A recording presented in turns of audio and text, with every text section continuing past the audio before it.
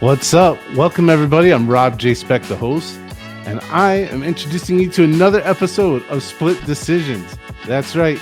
Me and the guys here are going to break down some of the best topics available in combat sports this recent week.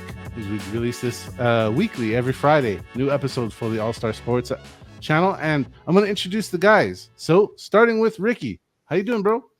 I'm great, dude. I'm great. A lot of shit going on. My house is falling apart. But other than that, I'm fantastic. Episode 12, my favorite number, but more importantly, that is 3 solid months in the books after this episode, man. 3 month mark for us, which is really, really cool. I enjoy being here with the dudes. But thank you guys. If you've been watching from episode 1 to episode 12, you mean the world to us. Just like and subscribe while you're here.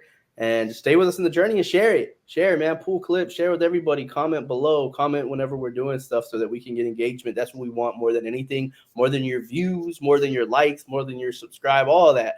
We want is engagement. So please engage with us anytime you can, whether it's on here or on X.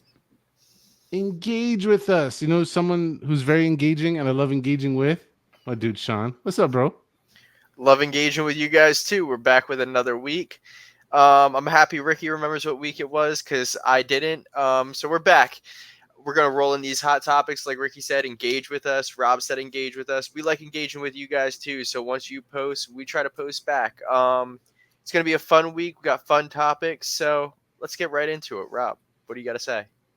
My last piece of advice right off the tip is engage with us. Maybe don't get engaged. I don't know. Just saying. Right off the tip. Going right in. All right. So, gentlemen, men, women, children of all ages all over the planet, I use this first moment to address something that is very important to me as a fan. I know you guys know my story, but I'm going to say it one more time. As an 8-year-old kid, I watched the UFC for the very first time while the whole world did back November 12th, 1993. And there was a man by the name of Taylor Tooley who participated in that event. And man, he he didn't win. Everybody knows the story. He didn't win. But in that first fight of the UFC, breaking ground, making history, he shocked the world. He was half of the equation where a man got kicked in the face and lost his tooth and went sailing over the octagon cage and landed somewhere near around the NFL legend Jim Brown's feet. And that is how the UFC started. It started with immediate impact, immediate craziness, immediate holy shit, we're in for a ride. And it wouldn't have happened without Taylor Wiley is an English name, and Taylor Tooley is Polynesian name, and he is near and dear to my heart. I never got to meet the guy, but I want to express to his family and to everyone else around, everyone who even likes the UFC at all. It's really successful in many parts to all those pioneers who participated that very first night, but nothing like the first fight, the first fighter, and the first oh shit moment to ever happen in Octagon history, and it'll never change. So thank you, Mr. Tooley, for making me a fan, for making this sport a thing, for making all of us enjoy MMA for what it is today. So on behalf of myself and everybody else around, rest in peace, sir. Thank you very much. So I know that's not normally the vibe here, dude. I know we don't start off a little somber and bummery, but I just had to get that one out. You guys know the dude's been a big deal. He ended up being all over, the TV on various TV shows, Hawaii Five-0 and all the various spin-offs from that. I'm just gonna ask you guys real quick because I know you guys weren't day one fans like I was or am. Did maybe not just Taylor, but just seeing multiple day one pioneers because we lost Art earlier in the year, right? Sean, seeing these guys as you a younger guy, seeing these older gentlemen who created the sport that you get to enjoy, that we all get to enjoy, I should say, like seeing these pioneers, pass away. Does that have impact on you as a modern era fan? Yeah, absolutely it does because I feel like, for one, I don't think these guys get enough recognition when they're alive still. I'm happy I have friends like you, Rob, who were day one fans. Unfortunately, I was born in 1997, so I would have had to been watching from literally the jump coming out the womb. So it's hard for me to know all of these names from like say UFC 1, tap in, remember, and stuff like that. But to learn these stories through guys like Rob and stuff like that, it's always sad to hear when legends pass away. So I am upset. I like you guys said, hope all is well to his family. Nothing but best wishes, and yeah, he left a legacy behind. So I'm happy he did that. As pioneer for sure. Pioneer for sure, no doubt. No doubt. Ricky, any thoughts on maybe not just Mr. Tooley, but anything about losing the day one guys?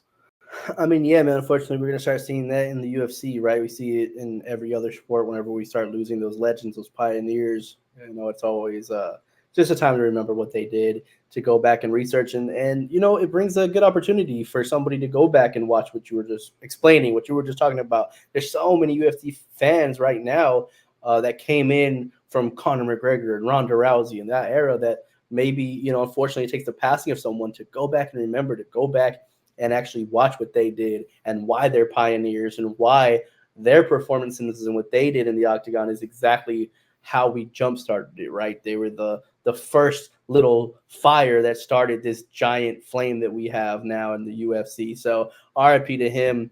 Obviously he leaves behind a great legacy and a legacy for the family to remember forever.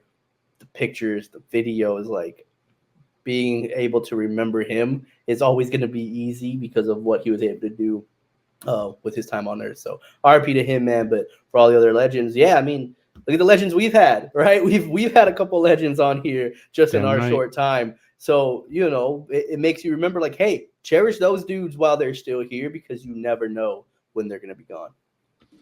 You never know. Life is precious. It's meant for enjoying. There we go. Got that one out of the way. I know a little somber, a little different off pace than usual, but we had to take that time to recognize. So, in that, can't go any further without recognizing the wonderful company that's got our back, that we support this.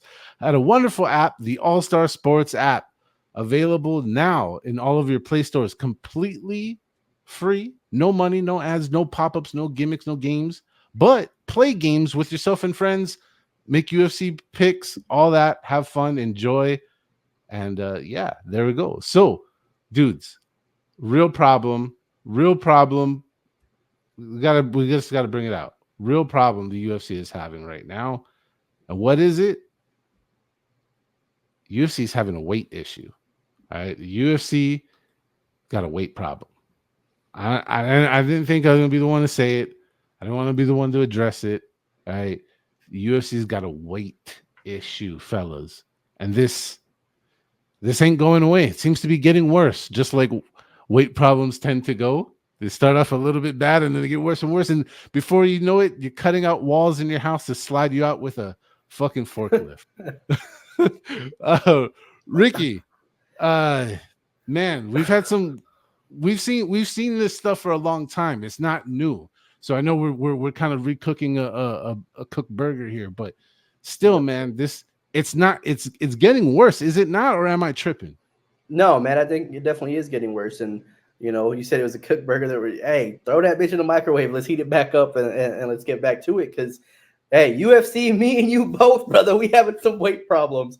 But to see these guys, I don't think it's a UFC weight problem, right? Because when you talk about a problem, I don't want to just be talking about the problem. I want to think about a solution. I want to think about the solution. If it's the UFC's issue with weight, the first solution, you guys know exactly what everyone's going to say: more weight classes, right? That's the solution. No. The issue isn't UFC's weight classes. It's not the UFC that has a weight issue. It's the culture of MMA that has an issue.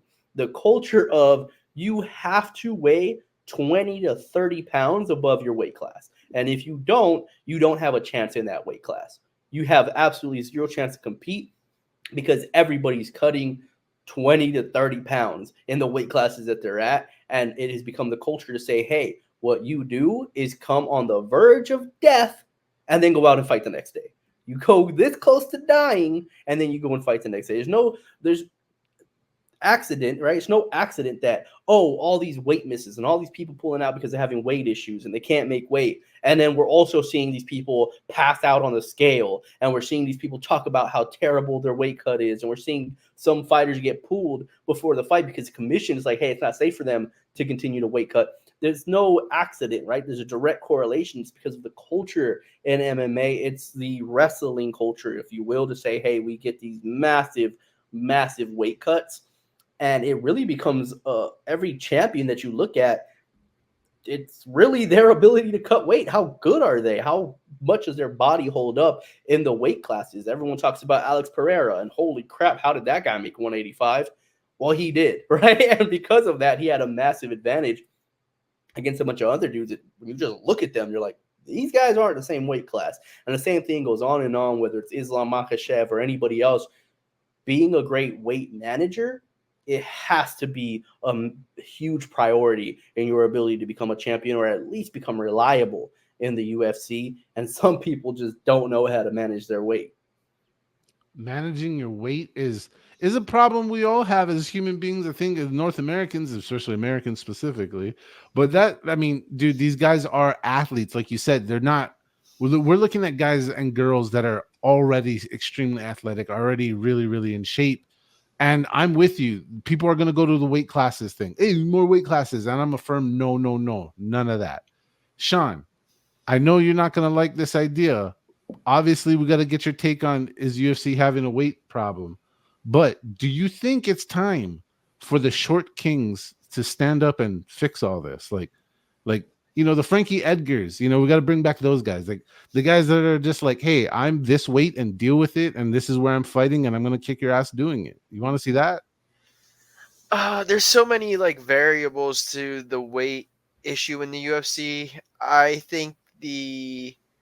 don't know if the UFC completely has a weight problem where it's like all these fighters have a weight issue. I think it's certain ones, and I think the issue is becoming where a lot of these guys in main event scenarios or big fight scenarios where we are relying on them are falling out and having these weight issues. And that's really what's frustrating me, where it's like, hey, let's rely on you. We get to the moment to rely on you, and then it's something that falls out. And a lot of times recently it's been big fights. It's pissing me off. I'm sure it's pissing a lot of other people off. It's pissing the UFC off. And I've always been a firm believer on come down hard to set an example. I think maybe hit them with a little bit more of a fine penalty to their purse. I know that's not something anybody will like. And then on top of that, maybe even if they win, take away their ranking, or do something where it's like if they're ranked, move them back in the rankings. I don't know, affect them that way if they're missing weight.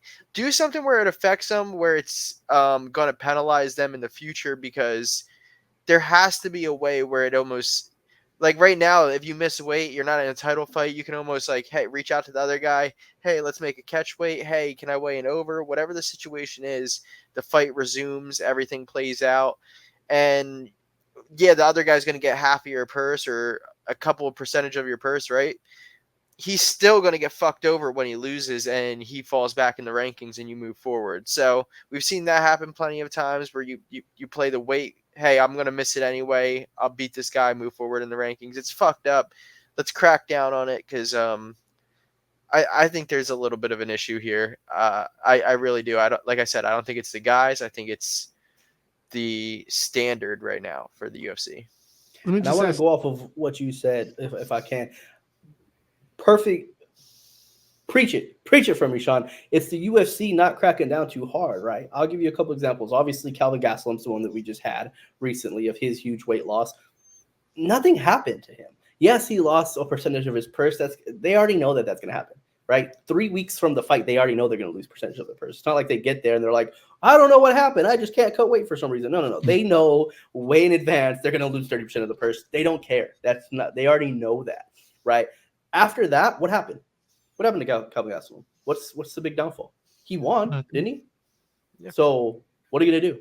What are you going to do to him? Absolutely nothing. There's nothing they're going to do. Dana White is unhappy with him. Okay, So what's the punishment? What does your unhappiness have to do with Exactly. it? Because at the end of the day, what the UFC is doing right now is they're not punishing the offender. They're just giving some love to the person that went ahead and accepted a different fight at a completely different negotiated weight, and they're just showing them some love, right? Oh, I know, D-Rod, this is totally fucked up for you. You know what I mean? You have to fight against a much bigger dude that didn't have to. Not only is he bigger, you started your weight cut. D-Rod was already, what, 5 pounds away from target when they were like, hey, by the way, Calvin hasn't been cutting any weight. He's chilling. Can you redo a fight with him at 185? He's like, what the hell? All right, cool. So you get in there, you lose. You're not going up the rankings if you lose. That's not happening. So now you have another loss on your record. So that means if there is a title contender, I'm not saying D-Rod is close to a title fight, but he's going to have one more win that he has to get right now that he lost this one. And at the end of the day, okay, they gave him a new contract. They're doing all great for D-Rod. They made it right for him. Awesome. Cool. So what's stopping Calvin Gastelum from doing it again? And maybe not Calvin, but somebody else that's looking at this like, nah, I want to go in at the weight class I want to go in at. I want to go in at the weight at. And the same thing for Wonder Boy. My biggest issue with the Wonder Boy, and someone could fill me in on who it was. I can't remember exactly who it was that missed weight. Wonder Boy didn't want to make the catch weight. He didn't want to fight him at a different weight. And who got blamed for it all? Wonder Boy. Who did Dana White start talking crap about? Wonder Boy. Oh, man, this dude don't even want to fight at this class, blah, blah, blah. He's not the one that missed weight, but he's the – I can't even remember who it was. That's how much they put the blame on Wonder Boy, is because I don't even remember who his opponent was. But I remember them putting the blame on Wonder Boy because he didn't want to save the card. So like Sean said, you nailed it for me, Sean. Do something about the offenders. Don't just try to give a cookie to the one who saved the card for you. Definitely. And that's kind of like, you just nailed it. Right now, it's just reward to the guy who saves it. That's all that's happening, is just reward to the guy that saves it. Hey, thanks for being a team player, buddy. Here's some bonuses. Thanks for being Here's a being pizza the guy. party for Q4. Thanks for being a professional, But like, you're right, there's not much, and that's crazy because I'm with you, dude. That's such a great example because I don't remember who he backed out from. I don't remember, and that's the right thing to do. That's all the prerogatives on your side. You have all the right to, like, come on, man. Like, nah, that's not right. Oh, well. Yeah, man. Here's my take. Here's my thing on it is this. Like, I don't know too many jobs that provide you food. Like, I know there's some that do, but like this UFC will provide you a meal plan, bro. Like, explain that to me. You're overweight and missing weight while you got food given to you. Like, I know it's probably not the best or whatever, because if you don't live in Vegas, you don't get the UFC PI, so you don't get the fresh chef. So it's going to be frozen meals or whatever. But bro, when you're a known weight misser and you already piss off the boss, like, I'm sorry, dude. Like, I don't know if I'm that weirdo, but I'll be eating the frozen dinners so that I don't have to sit on the microphone after a win and say I'm sorry and apologize and look like a doofus. Like, I don't know. That just is wild to me. But the UFC is they've got to do something because their main events are on the line. The reputation of the rankings, like Sean says, is kind of on the line when you got stuff like this. And then it's just distasteful. All the fans know. And then, like, you just, it's just ugly. And, well, what does it mean anything too, right? Even for saving the card, it's like, okay, cool, you saved the fight on the card, but like, what does the fight mean? Does anybody care about that fight? It happened at 185. Neither one of them. Yeah, because exactly. And the guy who won fought 15 pounds heavier than what they were supposed to fight at, and he beat the guy who actually cut weight. Like, this wasn't, hey, they both weigh out, just agreed on 185. I'd be fine with that. I don't care. But you've already put D-Rod through a weight cut, and then was like, hey, never mind, get weight back on. We're doing this at 185. Like, who cares about that fight at that point? It's meaningless. Well, and nobody cares about, respectfully, nobody cares about Kelvin at middleweight. Kelvin at middleweight is a mute subject and is dead water. Is dead in the water. So it's a useless be honest, fight. He should be at middleweight. Like, if you can't make 170, guess what you are, pal? You're a 185er. I don't care how short you are. I don't care what body fat percentage you have. You can't make 170. You're a 185er. You know who else could have made 170 if they were shredded and had a great diet? Daniel Cormier. You know what he did? He became a champion at light heavyweight and heavyweight. So no, it's not your weight. It's you don't have the skills to compete at those higher weight classes. So either figure it out or stay at 185 and keep getting beat up. Like, it's Figure it that out. simple. Yeah, figure it out because, yeah, you're making a mess. It's getting messy. We're seeing people use it like an advantage now. So the UFC's got to figure out something. Sean, you got anything you wanted to add on to this before we get to the next one? You're all good? All right. Hands up. He's like, I'm off for this one. All right, cool. So to the next one. All right. The Nevada Athletic Commission came out and leveraged, made it public what they leveraged as punishment for one Armin Sarukin. If you don't remember, or maybe sort of kind of forgot or missed the whole boat, as Armin was walking into the UFC, as he's making his way to the octagon, he took a small pit stop to address a wild fan that was saying some stuff and threw a punch his way. It didn't land, but it was weird. It was awkward. We just carried on with the event like nothing happened. But the commission was like, we saw that. They held back some of his money. They've been holding him, I don't want to say hostage, suspended this whole time until they had indefinite suspended. There we go. Until now they come out with it. Now they just said, hey, you sit down until January, you shut up, and you get a small fine. I forget what the fine was. You get a fine, you shut up. And by the way, you're a bully. And you know what? We don't like bullies. And we don't like bullies so much that you know what we're going to do? We're going to tell you to make a PSA about being against bullying, and we'll shave off 3 months so you could fight in October. Gentlemen, I don't even know where to go with this because it's such a bollock shit, in my opinion. I just got to say it. I'm going to start with Sean. Sean, where you at with this whole Armin punishment / commission / PSA get time off thing? Yeah, it's crazy, right? Because the commission's kind of bullying Armin and making an anti-bullying post, right? Tell You're him. bullying this motherfucker into making him anti-bullying post. You gave him Don't let him bully you, son. Yeah, right? Here, you have to do this by this time or else you're not going to fight. That's bullying a guy into doing it. So Armin, stand your ground, but at the same time, hey, motherfucker, you got a title fight coming up. Be smart with this. If you're being smart, kind of sell yourself out, pimp yourself out, make a really funny fucking video, anti-bullying video where it slaps the commission in the face by saying, here, I did it. Fuck you guys. This is obviously a fucking parody. So I would do something more like that. I would be the asshole to get him back. But that's just me. Armin seems like a little bit of a more of a tough guy, so who knows? I think maybe he is the type of dude to slap a commission member in the face who's playing with their coins. Yeah, I heard that. Who's playing with their coins? I think that's Ricky. That's Ricky playing. Who's playing with their coins? Damn it, Ricky, stop playing with your coins. Who's playing with their coins? You know who's playing? The commission is playing with fucking Armin's coins too. They are right? playing with his coins. I was counting how much money Armin's losing. Sorry, but I was doing it by the quarter. Doing it by he lost this much. This okay. So he's getting bullying to make an anti-bully campaign, which I didn't think of, but that's just hilarious.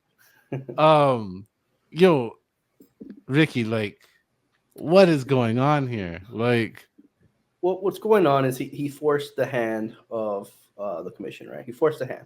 Listen, man, I get it. Dude is talking shit. Trust me, I love when some fans are talking shit and get slapped in the mouth for it. I love me some Detroit Pistons, right? What happened at the Palace of Auburn Hills, where I see Jermaine O'Neal and Ron Artest, sorry if you're not a basketball fan, knocking fans unconscious. I love it. But there's consequences, and obviously there's going to be consequences. When we saw it happen, we knew there was going to be consequences, right? Last time I checked, Khabib Nurmagomedov didn't hit a fan. He jumped on Dylan Ennis, but guess what? He got suspended. Like, we know what's going to happen, man. You can't act out of pocket. You got to stay focused. You got to be ready to go in there and fight. And, yeah, you have to do it, because if you don't do it, you think Armin's the only fan, the only fighter that's ever had a fuck you on the way to the octagon? Like, no, man. If you don't punish him, then anybody's going to just start swinging at everybody. And, yes, I get it. There has to be some type of discipline for fans. And I'm sure there was. I'm sure whoever that fan was is banned. I'm sure he's banned for life from anything. Trust me. I guarantee you he is. So you're about to say, like, trust me, I've been banned from life from plenty of places. You're about to say man, that. dude, and I didn't even hit anybody, man. I just got my cheeks out. That's it. I didn't even hit nobody. No, but he has to. He's gonna get banned. So it's not like there's nothing on that side of the coin see how I said coin. There's nothing that's not on that side of the coin for the fan. But for Armin, yeah, 100%. Now this is the part I disagree with, right? The 9-month suspension, 100% has to happen. Has to happen. To now be on this power trip of, well, you submit a little PSA to us anti-bullying, now we'll cut it down to 6. Just give him his damn suspension, man. What's all this making him jump through hoops? Just give him the suspension and that's it. Now, I do want to say this. I can't give credit to the person because I'm sorry, I don't remember the ex-accountant's name. But somebody pointed out to me a very good piece of detail on this suspension, okay? 9-month suspension, it is what it is. If he does a 6-month suspension, guess what card would be right after a 6-month suspension? Oh, the Abu Dhabi card, where him and Islam are supposed to be fighting any fucking way. So obviously he's going to do the PSA. He's going to do the anti-bullying PSA, and nothing matters. It doesn't matter what the suspension was because it ends right before they were already planning on having on the perfect location for the perfect date of him and Islam. It's happening right after the 6-month suspension any damn way. So the commission is like, oh, you want to, it's not about 9 to 6. It's about, you want to be on this card, you're going to do the PSA. Didn't and the UFC is like, hey, this is our card in Abu Dhabi. So if you can somehow find a way to get him to be on that card, figure it out. And they're like, oh, how about a anti-bullying PSA? That's why it sounds so stupid, because they came up with it out of fucking nowhere, because Dana White or the UFC's like, hey, we kind of need him on this date. So is there anything we could do? Yeah, how about this? It's so fucking stupid, man. I just want to say this before we go any further. I forgot the guy's name. I read it earlier today. I'm sorry, but another gentleman got his suspension aired out today, and it's the same thing. 9-month suspension. Oh, for the biter? For biting. Yes, the guy who bit the UFC fighter who got immediately axed for biting. He got 9 months suspension, okay? And I'm a man for fair. Like, if you want to make a bullshit, but make it fair. Why is Brado not getting a fucking 3 months off his suspension for an anti-biting campaign? Why does he do a PSA for anti-biting? I need a little bit more anti-biting information. I haven't seen one anti-biting piece of awareness in my adult life ever. So you know what? Nevada Athletic Commission, I love you dearly. I love you very much.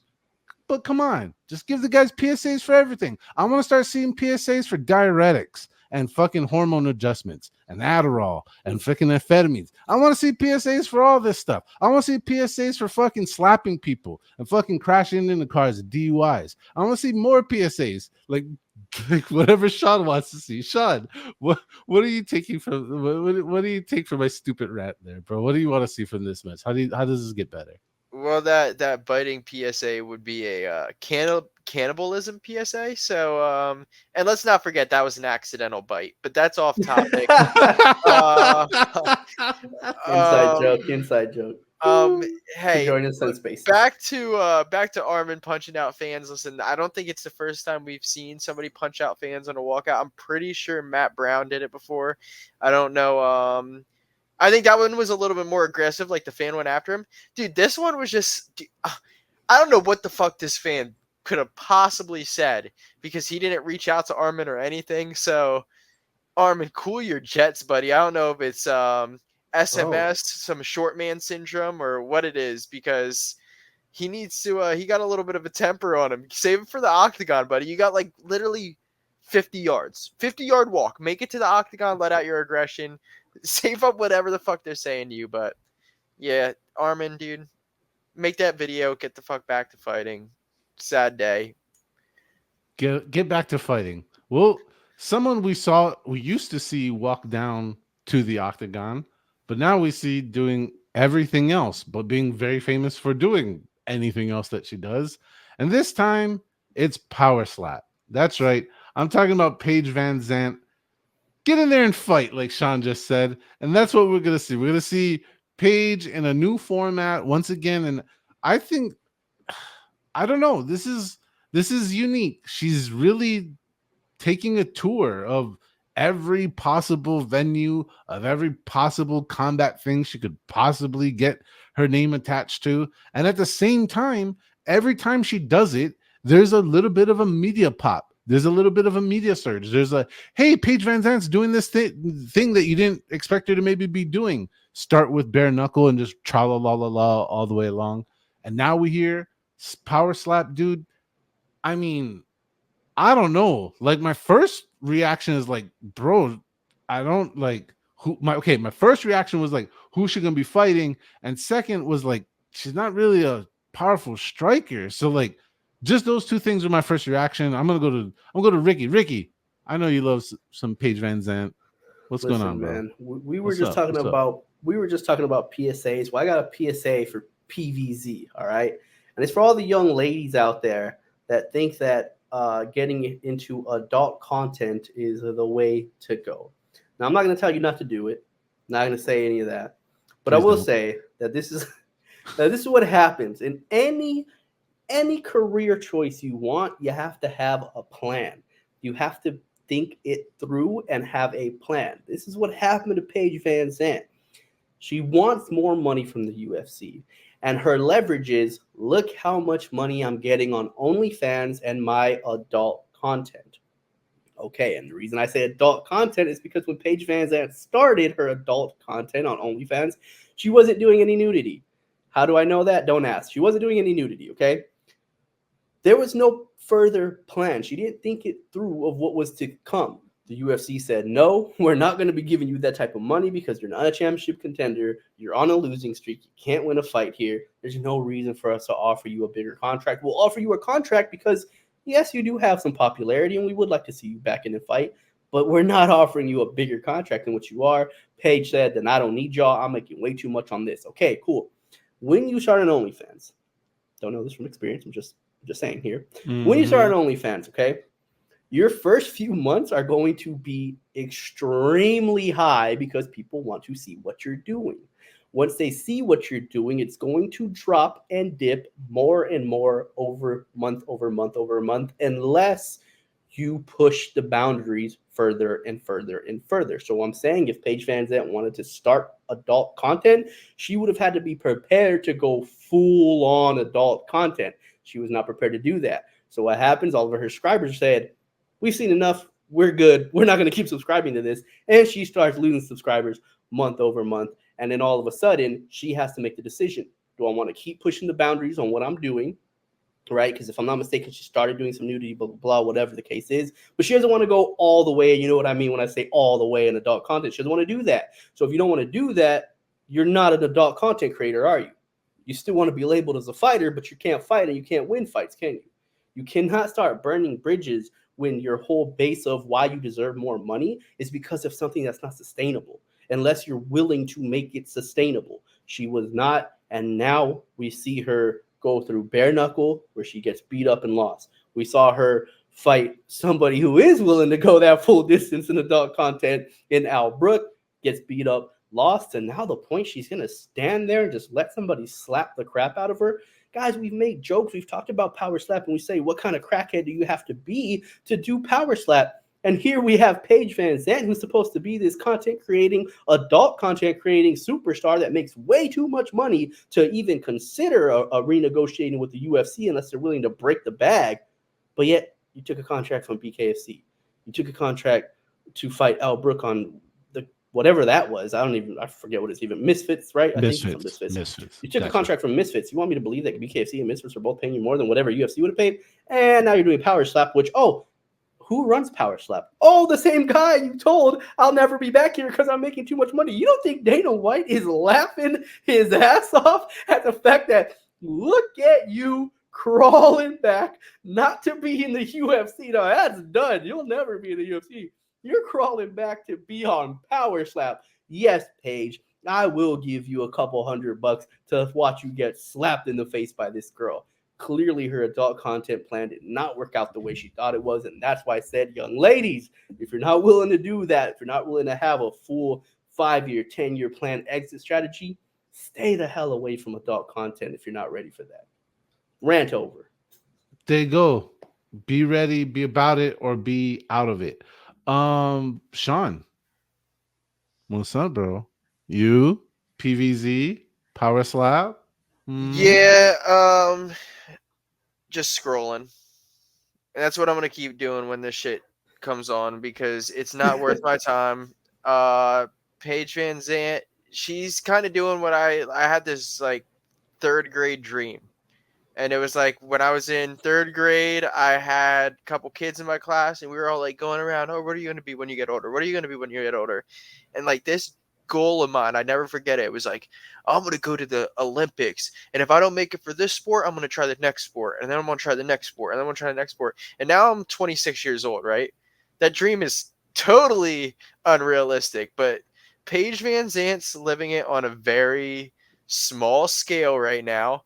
Um, I don't know if she's fucking copied my idea, but hey, it's a very small scale. One like you guys said, OnlyFans, AEW, Power Slap, Bare Knuckle, Misfits. What are we missing now? I'm not tuning in anymore, Paige. You sold me on everything, and I'm sold out. So hey, good luck. I it honestly is like the circus keeps coming to town. What are you going to do? Change your outfit? You don't change the tricks. So, same bitch, same shit. Oh, heavy, heavy. Laid it down. Same. See, for me, the costumes. I'm a costume guy. So change that costume. I'm buying it. I want to see it again. Yo, I've seen her get beat up everywhere. You think I'm gonna stop watching her get beat up now? Like the only thing she didn't get beat up with is the stuff that Ricky was talking about. She didn't go to that level get beat up. Well, I'm sure when this falls apart, that option will be there, and I'll watch her get beat up there too. No, I'm just kidding. Paige Van Zant and I just she doesn't know me. I don't know her, but when she started talking fight shit about other fighters, I sold all my PVZ tickets. Like usually I'm like, hey, cool, like try to support everybody, but like you can't dog on your own craft, bro. You can't shit like against the people that do the same thing you do. I just don't like that. So Yeah, she's beat up inside and out. with So let's get rid of Paige Van Zandt. whoa, with that Yo, being said, I I'm want to make it clear. Yeah. I don't want this for Paige. I don't want to see her have to do things against her. Like I would love to believe that. Maybe I'm wrong, right? Maybe I'm wrong, and maybe she's getting fat bags from all these places we're talking about. Maybe they are willing to way overpay for Paige fans, and she's actually making more than ever in her life. I would love to believe that. That's what I don't want to know that she's struggling. I don't want her to struggle and have to take bro, these she's and then not like, oh, you struggling. have to do all this. I don't want to believe that she's starting to do things because it's her last resort. I would like to believe that she just really is passionate about all these different things and she's having a fun time doing them. I just don't believe it. I just don't believe that's the case. I do believe that she's probably starts looking at some of the shit that she spent, some of the things that she's paying for, maybe the house, maybe the cars, maybe, and she's looking at her OnlyFans and she's like, yo, I got to do something. Whatever it is, I got to start scratching income wherever I can to keep up a lifestyle that I thought was going to be continuous that unfortunately isn't continuous. That's all I'm saying. I don't want that for her, but it just seems like that's what's happening. I mean, that's a fair point, dude. That's a very fair point. You're talking about kind of the financial arc of a lot of athletes, and it's not just pointed at Paige. This is a story for pretty much universally all athletes, all major athletes. They keep coming out with study after study, and it doesn't get better, which is weird to me because the first time I heard this study, it was done like 15 years ago, and it was 70% of all professional athletes 5 years after retirement claim bankruptcy. Now that number is higher, and the number of years is shorter. Like it's just weird. All of it's weird. But Ricky said something, and I'm going to use that to build my bridge to the next location. He talked about having a strategy, a clear, well thought out one, executing it all the way through, maybe a couple adjustments, but then reaching your destination and having an exit strategy where you take that money and you run and have a great life. Well, that seemed to be going perfectly good and well and good for a man that executed a plan to perfection, that being Ryan Garcia, of course. And then he's over there buying McLarens, and I see him fucking jiggle boxing with some girls in jewelry stores, and it like everything looks great. Everything's going great, and then fucking kaboom! It's not like just shit show shit. Like we thought we saw the magic trick, like the shit was about to hit the fan, then magic happened. Nope, nope, nope. The shit was still going, and now the shit has hit the fan. Now there's all kinds of repercussions. He got his win stripped from him. He had to pay Uncle Oscar money. This thing's in shambles and chaos. Which one of you guys want to go first on this? Who wants to deal with the fallout of Ryan Garcia? Who wants to go? Fuck it, I'll go. Fuck it. yeah, There we Sean. go. Ryan, I thought he was crazy. He's still crazy to me. It's crazy, Ryan. I think I said it. I don't know if it was episode 1, 2, 3. It was one of our early weeks. We had a Ryan Garcia discussion. I thought this man was crazy. You guys were right, though. He had some tricks up his sleeve, and I was sold on it. But now I'm back to thinking this man's crazy because I'm seeing the way he's acting at poker games. I'm seeing the way he's acting in public. I think the dude's a little crazy. But to be honest with you, I don't know what he tested pop for. I think it was just Ostarine. I'm not the guy to dive into the details of this. If it wasn't something that really affected his boxing skill set, do I think they should have stripped the win? No. Do I think he's dumb for not looking into this stuff, seeing what's in his system before he got tested? Yes. I'm a little upset that Devin Haney's team is now wiping footage off the internet. I've heard on YouTube, whoever has the post for it, they're pulling down footage of the fight. Well, good luck, buddy, because the fight's already been posted. So you're never going to get those footage, all the footage of you getting knocked down removed from the internet. That's been there. That's lived out. That's going to be there forever. I still think Ryan won that day. Do I still think he's crazy? Yes. Do I think the situation's crazy? Yes. I hope there's some get back in the future. I don't think this is over yet. The good thing is we have some young guys here, and this just builds some future storylines in my eyes. Yeah. Future storylines, dude. The storylines right now are crazy. Like the fallout right now is crazy.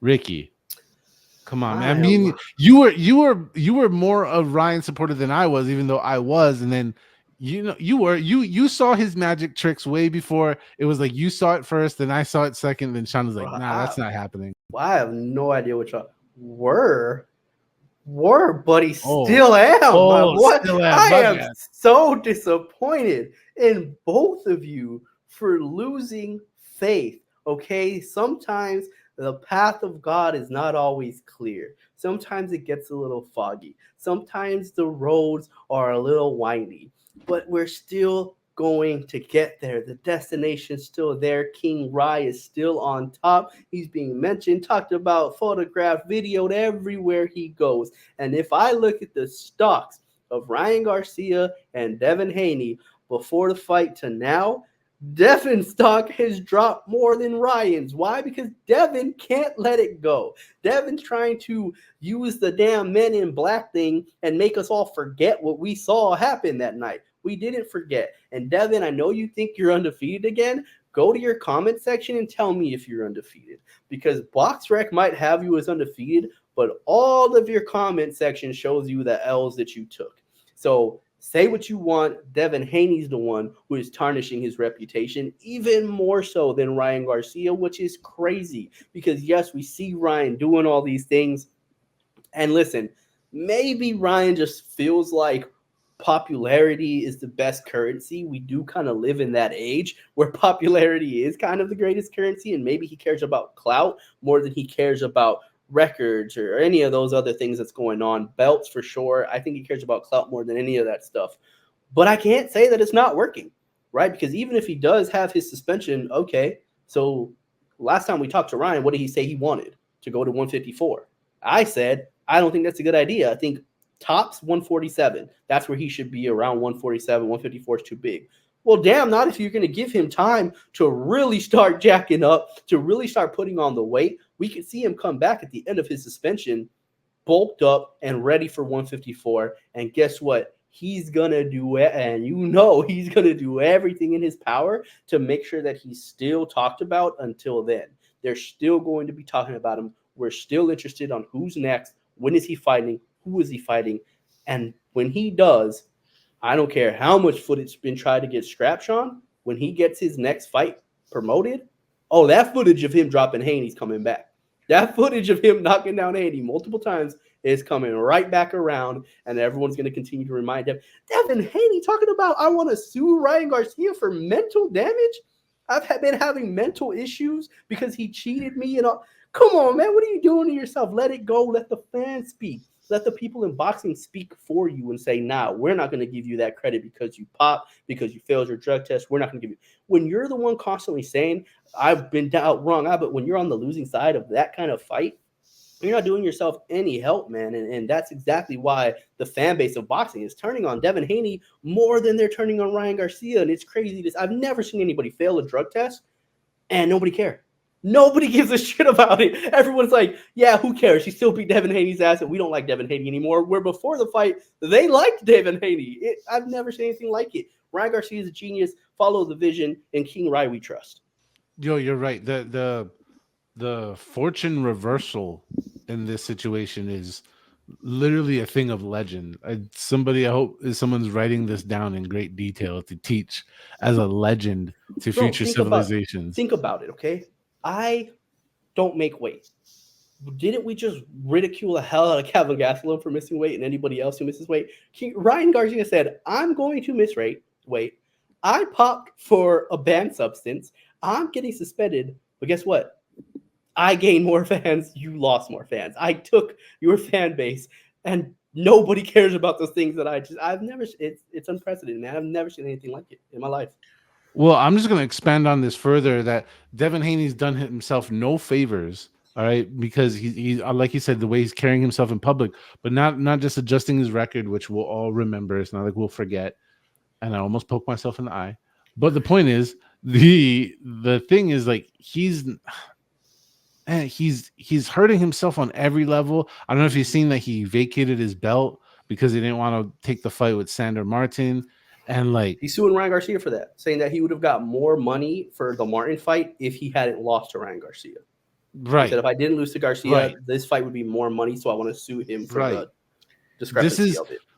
I guess what I'm saying is and I know this is a big leaping comparison, but the reason why some champions are remembered and some champions are forgotten is because some champions act like fucking champions all the time and some champions don't.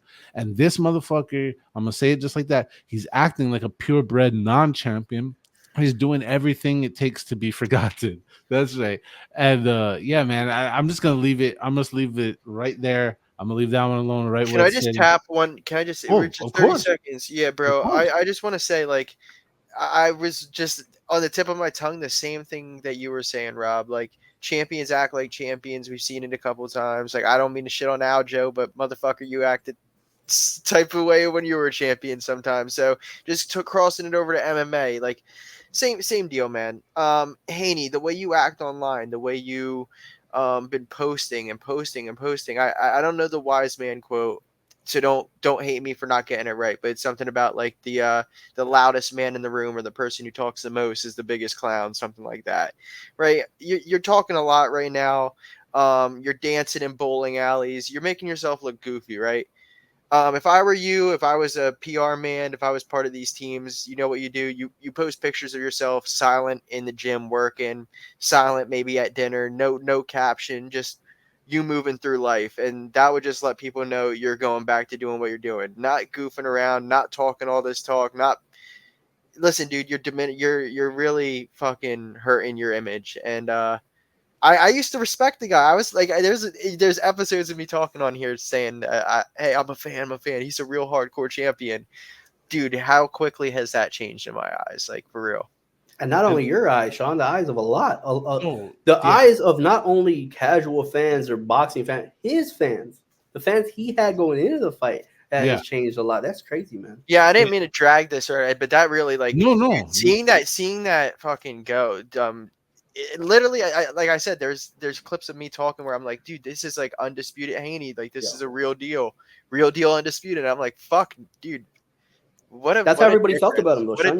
Everybody felt that way about him. I thought Haney was phenomenal, man. I was like, I didn't think Ryan was gonna be able to beat him, to be honest with you. But maybe, hey, to play devil's advocate, maybe that's what Devin Haney's doing. Maybe he said, hey, you know what? Ryan Garcia outboxed me. I'm gonna out cringe him. He did the thing that I take pride in better than me. I'm gonna take the thing that he takes pride in better than him. But I'm gonna out cringe the cringe king. The thing is, Ryan though, Garcia. the thing is, though, the cringe king was out there trying to do it, and he did it on purpose, and he succeeded at it. And now Haney's just taking up that role by default. And the thing is, a lot of people were laughing with Ryan Garcia at one point. No one's laughing. Yeah, everybody's laughing at Devin Haney. So there's a difference. I'm gonna take your extension on this topic and extend it just a little while further for one last sentence. Bill Haney, stop it. Get him the fuck out of here. That's it. That's all he's getting. All right, going to the next one. Because we're towards the end of the show, but we're also at the halfway point, give or take, measure it how you want, sue me later. We're about the halfway point of the year. We're through the halfway point of the combat sports menu for 2024 has been served and digested, and we've enjoyed it. It's been awesome. And I just want to take this next couple moments to talk with the dudes and just kind of go over a couple maybe things that stick out in your mind as big deals in 2024, and maybe one high, one low, or however you guys want to share. I'll start with my own, and I just want to point out the high and low for me. The high, it's a tie, and I don't want to take up some of you guys' answers, so I'll just leave. I'll leave. You guys already know this Max automatic, but since I feel like that one's just such a given, I want to go to my personal highlight of this year is Usyk, something I've been waiting 24 years for, an undisputed heavyweight champion. On top of that, being the second undisputed cruiserweight to ever become heavyweight undisputed ever in the history of all recorded boxing history is fucking dope. So I think that is something that's going to stick with me for a long time, and is definitely a high water mark of 2024 so far. Low water mark. Let the recency bias jump in to all hell. And I just want to say the Conor card. As much as you guys know, I'm not a Conor fan.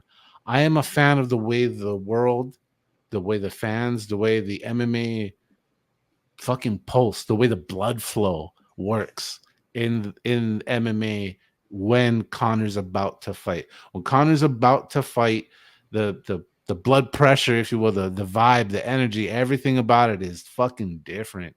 And it's just a little bit. I actually, you guys know my stance. I never thought this dude was ever fighting. So I kind of bought into the sauce that I was wrong. You guys see me take my L chain, which I get to take that L chain off and hand it back because I'm not losing. He ain't fighting. And there you go. There's my high and low. Who wants to go next? Sean or Ricky? Who wants to go? Sean, you take it. Take it away. Take it away. Go for it, bro. Oh, didn't mean to do that. No, you're good. To start, I'll just say I don't want to pick specific points at all, right? I just want to say in general this year, in my eyes, I want to take the time to tell all the fans, like, appreciate it. I truly do think boxing's back. And we've witnessed some great fucking boxing this year, right? We've also witnessed some great fucking MMA this year. Great cards, a lot of change up. Bellator PFL, we've seen some new stuff. Appreciate it, guys. This stuff is happening right in front of us.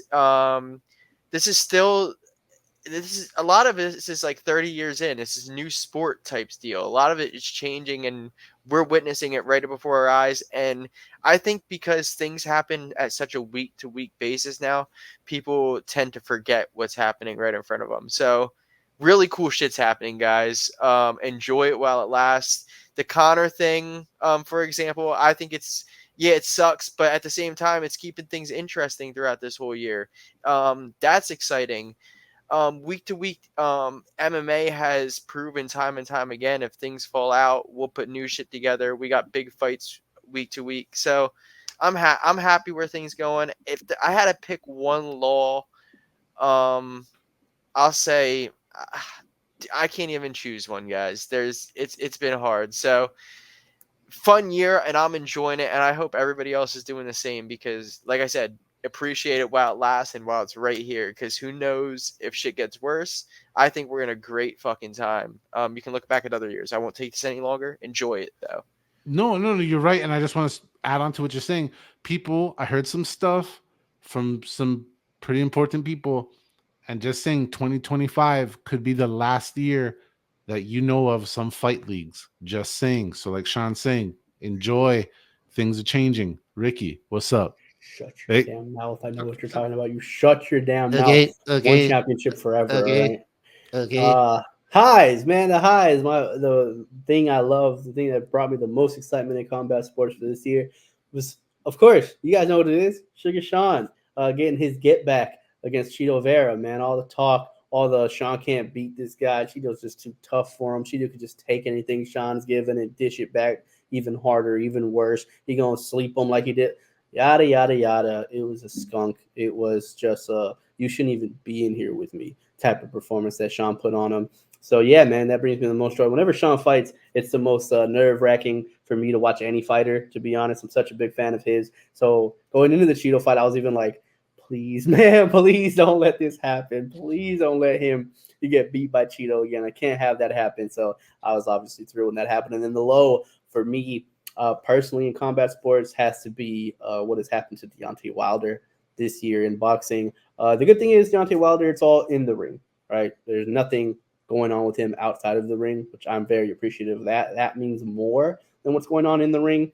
But I hate the fact that he may be the Tony Ferguson of boxing, where it's like, I don't know who he can beat. I don't know if he gets another win. It has looked that bad progressively, fight over fight. So I hate to see one of my favorite boxers get beat up and knocked out the way he has been his last few fights. So that's been the low light for me. Is just, man, I love Deontay Wilder. I wish he had more time.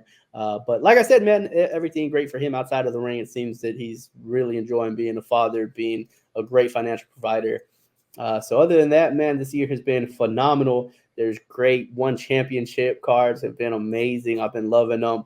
Craig Jones Invitational is still to come. That's massive in the jiu-jitsu world. The Rotolo brothers are in. Mikey Musumesi's in. This is going to be the biggest, most grand jiu-jitsu tournament the world's ever seen, and he's doing it at his first time at bat. He's knocking it out of the park. So shout out Craig Jones and everything he's been doing for the jiu-jitsu community.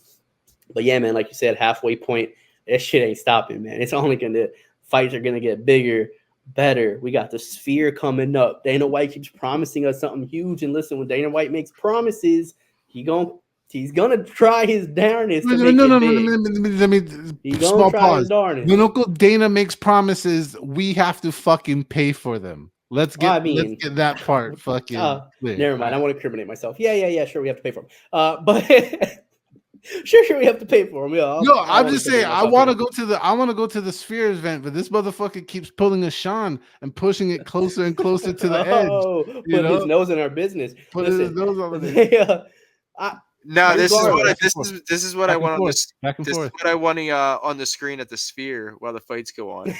Just your face, just floating over it all. It's Connor just looking down at the fight that he's not at. But yeah, that's gonna be huge, man. Even like everyone's like, oh well, UFC 300, he promised us a great card.